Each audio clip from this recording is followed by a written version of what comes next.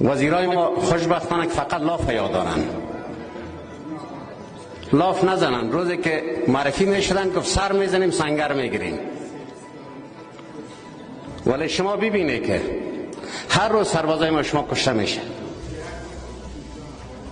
با یک سرباز امریکایی در ماه مذاکرات ملغا شد،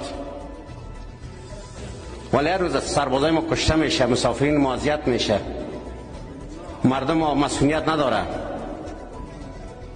ایلافوکای وزارت دفاع را بخواهد کمیسیون امنیت داخلی